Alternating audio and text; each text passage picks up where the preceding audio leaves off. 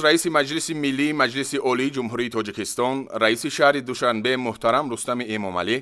ҷоизадорони 19-умин бозиҳои осиёиро ба ҳузур пазируфтанд. раиси шаҳри Душанбе варзишгаронро барои ноил гардидан ба медалҳои тилло, нуқра ва биринҷӣ дар 19-умин бозиҳои тобистонаи осиёӣ ва баланд бардоштани парчами Тоҷикистон табрику таҳният гуфтанд. ҳамчун нишони қадрдонии раиси шаҳри Душанбе ба Сомон Маҳмадбеков ва Давлат Болтаев калидҳои хонаи сеҳуҷрадор, ба Тимур Раҳимов калиди хонаи дуҳуҷрадор ва ба Беҳрӯз Хоҷазода, Хайрандеш Муродзода, Ҳақназар Назаров ва Миҷгона Самадова калидҳои хонаҳои якҳуҷрадорро тақдим намуданд. муҳтарам Рустами Эмомалӣ ба варзишгарон барои ширкат дар мусобиқаҳои оянда барору музаффарият таманно намуда қайд намуданд, ки ҷавонони бонангу номус, муаррифгар ва номбардори ватани хеш маҳсуб ёфта, ҳамеша зери таваҷҷӯҳ ва ғамхориҳои пайвастаи пешвои муаззами миллат қарор доранд. Я хочу поблагодарить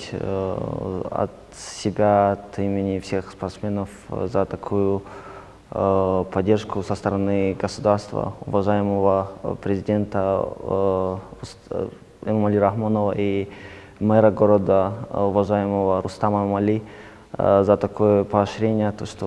это нам дает еще больше мотивации, чтобы мы доказывали и показывали результат в дальнейших своих стартах. اولا می‌نداری خودم را به پیشوای معظم ملت محترم پرزیدنت جمهوری تاجیکستان محترم امامعلی رحمان بعداً به رئیس شهر دوشنبه رستم امامعلی میرسانم که چنین ما ورزشگران را چنین شرایط خوب مهیا کرده است که ما میتوانیم در تالار ورزشی مشق و تمرین هایم را کنیم و بعداً به مسابقه رفته نتیجه خوب را نشان دهیم و ما ورزشگران را با این دستگیریشان ما وعده می‌دهیم که از پیش مسابقه های پیش بوده